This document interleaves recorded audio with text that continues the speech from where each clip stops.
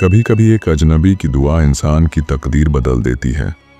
Baghdad के गिरदो नवाह के गांव में लोग अक्सर एक सफ़ेद दाढ़ी वाले बुजुर्ग का जिक्र किया करते थे। कहा जाता था कि यह बुजुर्ग ज़्यादा वक्त सफ़र में रहते हैं। कभी किसी उजड़े कच्चे मकान के सामने नज़र आ जाते तो कभी किसी हरे भरे बाग के करीब। लोग उन्हें ढूंढते फिरते कि उनसे दुआ ली जाए, क्योंकि उनके अल्फाज से अजब बरकत झलकती थी। एक शाम यही बुजुर्ग एक लंबे सफ़र से गुजर रहे थे। रास्ता इतना कठिन था कि उनके कदमों में छाले पड़ चुके थे। भूख से पेट खाली था, मगर हिम्मत का दामन छोड़े बगैर वह चलते ही गए।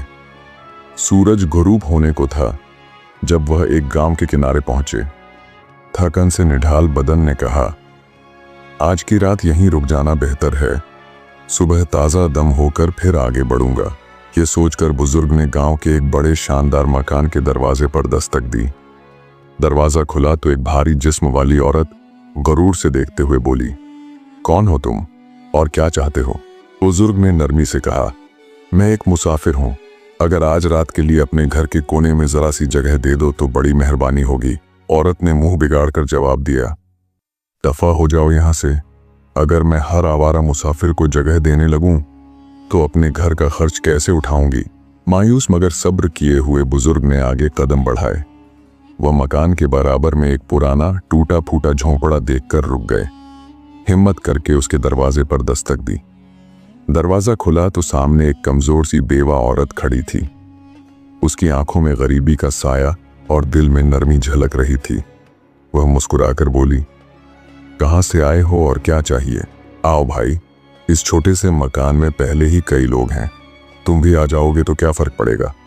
चाहे ये घर छोटा है मगर दिल बड़ा है। तुम अंदर आ जाओ, अल्लाह बरकत डालेगा।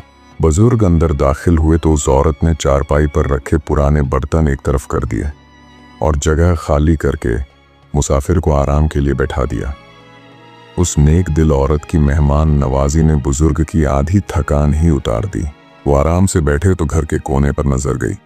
छोटे बड़े कई बच्चे फटे पुराने जूते पहने और कुछ नंगे पांव खेल रहे थे। ये मंजर देखकर बुजुर्ग ने कहा, ए नेक बख्त औरत, तुम अपने बच्चों के लिए नए जूते क्यों नहीं बनवा देती? बेवा औरत ने एक लंबी सांस ली और कहा, भाई, मैं दिन भर मेहनत मजदूरी करती हूँ ताकि इनका पेट भर सकूं, मगर जूते बनवाने के लिए पैसा कहाँ से लाऊं? कभी कोशिश करती भी हूं तो गुजारा ही बड़ी मुश्किल से होता है। हम जैसों के लिए जिंदगी आसान नहीं है, बस अल्लाह के भरोसे पर चल रहे हैं। फिर वो मुस्कुराकर बोली, खैर, अब खाने का वक्त है, आओ और जो कुछ भी है उसी में शरीक हो जाओ। दस्तरख्वान पर कुछ सूखी रोटियां, थोड़े से चावल और पतली सी दाल रखी थी, जो बच्चों के लिए भी काफी न थी।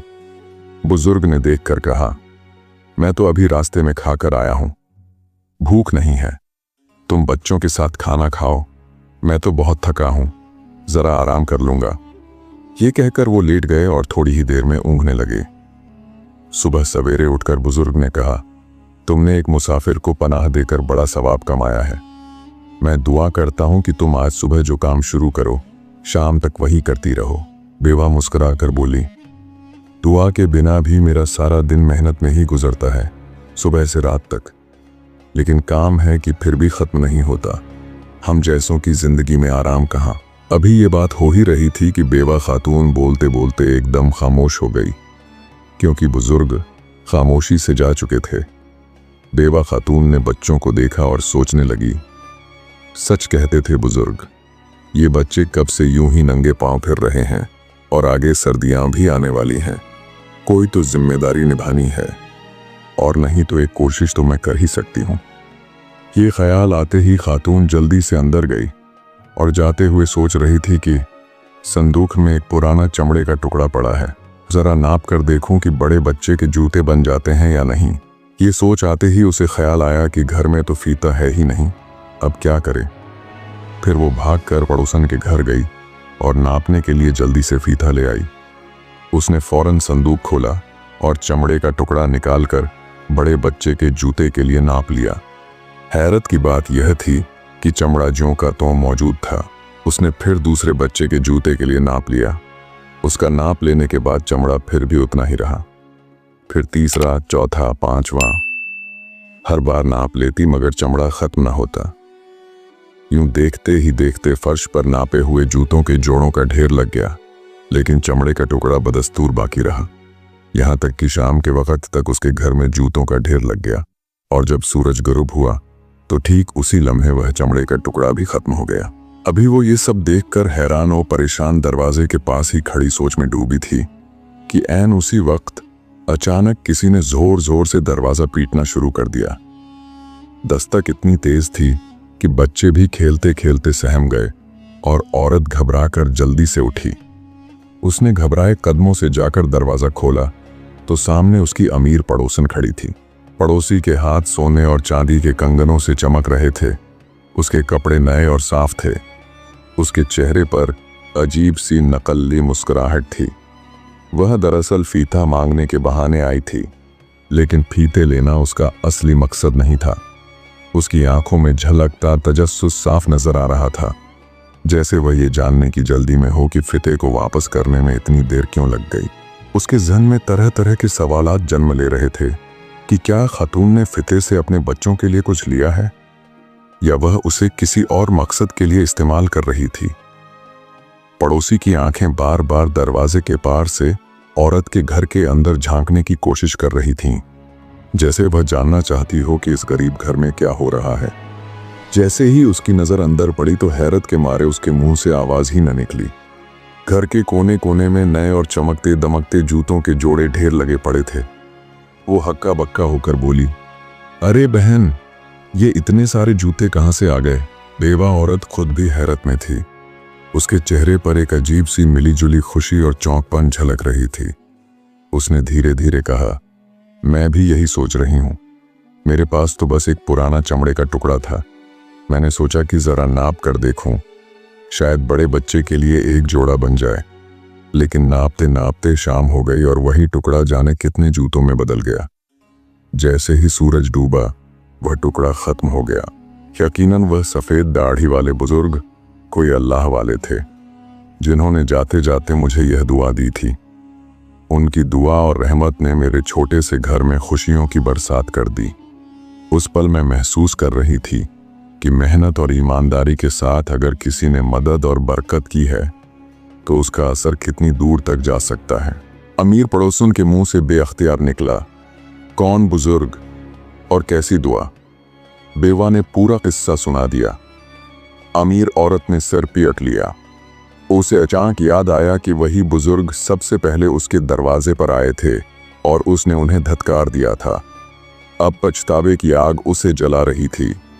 वो फौरन अपने घर गई और नौकर को हुक्म दिया, जल्दी जाओ, इस मुसाफिर को ढूंढ कर लाओ। जब तक वो ना मिले तुम वापस मत आना। अगली सुबह नौकर घोड़े पर सवार होकर निकल पड़ा। वह काफी देर तक इधर उधर ढूंढता रहा। दिन भर तलाश के बाद थक हार कर वापस जाते हुए आखिर रास्ते में बुजुर्ग से नौकर की मुलाकात हो गई। उसने आगे बढ़कर आदाब से कहा, बाबा जी, क्या आप वही मुसाफिर हैं जो पिछली रात फुल्ला गांव की बेवा के घर ठहरे थे? बुजुर्ग ने मुस्कुराकर कहा, हाँ मैं वही हूं, मगर तुम क्यों पूछ रहे हो? नौकर ने कहा, बाबा जी मैं आपको लेने आया हूं, मगर बुजुर्ग ने जाने से इनकार कर दिया। तब नौकर ने हाथ जोड़कर कहा, मेरी मालकिन को आपसे मिलना है, बराहे करम मेरे साथ चलें, और नहीं अगर मैं आपको लिए बिना घर वापस चला गया तो मैं बड़ी मुश्किल में पड़ जाऊंगा। ये सब सुनकर बुजुर्ग एकदम ढेले पड़ गए। फिर नर्म लहजे में उस नौकर से बोले, अच्छा अगर सवाल तुम्हारी जान का है तो फिर मैं जरूर तुम्हारे साथ चलूंगा। ये कहकर बुजुर्ग इसके साथ चल पड़े।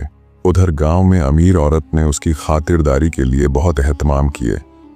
गांव भर में चर्चा हुआ कि फलाओं के यहाँ एक बुजुर्ग मेहमान आए हैं। औरत ने लजीज खाने तैयार करवाए, सालन, मीठे, तले हुए पकवान, यहाँ तक कि दूर दूर से फल मंगवाकर दस्तरख्वान सजा दिया। रात को नरम और नाजुक बिस्तर बिछाया गया। कमरे में खुशबुएं जलाकर माहौल खुशगवार बना दिया गया। नौकरानियों को ताकीद की गई कि सफ़ेद दाढ़ी वाले बुजुर्ग की खिदमत में कोई कमी न रहने पाए। पानी पिलाने से लेकर पंखा झलने तक हर काम फौरी तौर पर किया जाए। बुजुर्ग 3-4 दिन वहां ठहरे। शुरू में तो हर तरफ इज्जत और इकराम और एहतराम की फिजा थी, मगर वक्त गुजरने के साथ साथ औरत के तौर तरीके आहिस्ता आहिस्ता बदलने लगे। पहले दिन बेहतरीन खाने, कोरमा, पुलाव और तरह तरह के मीठे पेश किए गए। दूसरे दिन खाने में कमी आ गई, आम सा सालन और दाल पर गुजारा किया गया। तीसरे दिन तो मजीद सादगी आ गई, न कोई खास पकवान, न जायका, बस रोटी और हल्की सब्जी। और चौथे दिन तो नाश्ता भी महज एक प्याली चाय और खुश्क रोटी पर मुश्तमिल था। बुजुर्ग ने जब ये सूरत हाल देखी तो खामोश रहे, लेकिन दिल ही दिल में सोचने लगे कि ये मिज़बानी में फ़र्क क्यों आ रहा है। वह औरत जिसने बड़े एहतमाम से बुलाया था, अब बतदरीज गफलत और बेरुखी का मज़ाहिरा क्यों करने लगी है। बुजुर्ग ने यह हाल देखा तो दिल ही दिल में मुस्कुरा दिए और जाने की इजाज़त चाही। अमीर औरत फौरन राज़ी हो गई और बड़े एहतमाम के साथ गांव के दरवाजे तक छोड़ने भी आई। रास्ते में उसने बेकरारी से पूछा, बाबा जी, जाते जाते मुझे भी दुआ दे दीजिए। बुजुर्ग ने जवाब दिया, मैं तुम्हारा एहसानमंद हूं और ये दुआ देता हूं कि तुम सुबह जो भी काम शुरू करो, शाम तक वही करती रहो। ये सुनकर औरत के दिल में खुशी की लहर दौड़ गई। वह झूमती हुई घर लौटी और फौरन संदूक खोला और उसमें से सबसे कीमती चमड़े का बड़ा सा टुकड़ा निकाल कर कहने लगी, क्या शानदार चमड़ा है, अब मैं शाम तक इसे नापती रहूंगी। मेरे पास जूतों के ढेर लग जाएंगे। मैं और मेरी बेटी नए जूते पहनेंगी और बाकी बहुत सारे बेचकर हजारों रुपए कमाऊंगी। ये सोचकर उसने चमड़ा मेज पर रखा और दूसरे कमरे से नापने का फीता लेने चली गई। इससे पहले कि वो फीते को हाथ लगाती, उसे याद आया कि रात का बचा हुआ आटा रखा है। दिल में सोचा, अगर ये यूं ही पड़ा रहा तो खराब हो जाएगा। पहले बेटी के लिए रोटी बना दूं, फिर सुकून से शाम तक चमड़ा नापती रहूंगी, क्योंकि वो अपनी माँ के हाथ के अलावा किसी और की बनाई हुई रोटी नहीं खाती थी। ये ख्याल आते ही फीता वहीं छोड़कर वह बावर्ची खाने में चली गई। नौकर ने पहले ही तंदूर में आग दहका रखी थी, मगर औरत ने जल्दी के लालच में उस आग को और भी तेज कर दिया। फिर पुराने आटे को थोड़ा हाथ मारकर ठीक किया, पेड़े बनाए और जल्दी जल्दी कई रोटियां तंदूर में लगा दी, जैसे कोई उसके पीछे पड़ा हुआ हो और उसे भागने की जल्दी हो। लेकिन जरूरत से ज्यादा आग की तपिश और उसकी जल्दी ने सब रोटियां जलाकर कोयला कर दी। उसने दोबारा कोशिश की, नई रोटियां लगाईं, मगर वह भी पहले की तरह जल गईं। यूं वह बार बार रोटियां बनाकर तंदूर में डालती और हर बार जली हुई रोटियां निकाल निकाल कर फेंकती रही। न आटा खत्म होने में आता था, न तंदूर की आग कम होती थी और न ही उसके हाथ रुकते थे। वह पसीने में शराबोर, थकान से चूर हो चुकी थी, लेकिन जैसे कोई पोशीदा ताकत उसे मजबूर कर रही थी कि रोटियां बनाती ही चली जाए। दिन भर यही होता रहा। न सिर्फ बावर्ची खाने बल्कि सहन में भी जली हुई रोटियों के ढेर लग गए। आखिरकार सूरज ढल गया। जैसे ही अंधेरा फैला, आटा भी खत्म हो गया, तंदूर भी ठंडा पड़ गया और वह औरत जमीन पर बैठकर हाँफने लगी। चारों तरफ जली हुई रोटियों के अंबार लगे थे और बीच में हैरान परेशान वह बैठी हुई थी। उसने सर पकड़ लिया और उस सबको कोसती हुई तल्खी से बड़बड़ाई, हाय उस बुजुर्ग और उसकी दुआ को। मैंने चाहा था जूतों के ढेर लगें और दौलत बरस जाए, मगर मेरे नसीब में सिर्फ ये जली हुई रोटी ही लिखी थी। आज की ये कहानी हमें ये अखलाकी सबक सिखाती है कि दुआ का असर नीयत और किरदार पर मुनहसर होता है। बेवा औरत ने खुलूसे दिल और ऐसार से एक मुसाफिर को पनाह दी तो उसके हिस्से में बरकत और आसानी आई, जबकि अमीर औरत ने लालच और खुदगर्जी से मौका ढूंढा, उसके हिस्से में मशक्कत और बर्बादी आई। नीयत साफ हो तो थोड़ा भी बहुत बन जाता है और दिल में लालच हो तो बहुत कुछ भी खाक हो जाता है। प्यारे दोस्तों, ये कहानी आपको कैसी लगी? कमेंट्स में अपनी राय का इजहार जरूर कीजिएगा और हमारे चैनल को सब्सक्राइब करना मत भूलें। घंटी का बटन भी दबा दीजिए ताकि आपको ऐसी ही पुरानी और सबक आमोज कहानियां मिलती रहें। चैनल पुराने कस्से कहानियां के साथ जुड़े रहिए। आप सबका बेहद शुक्रिया।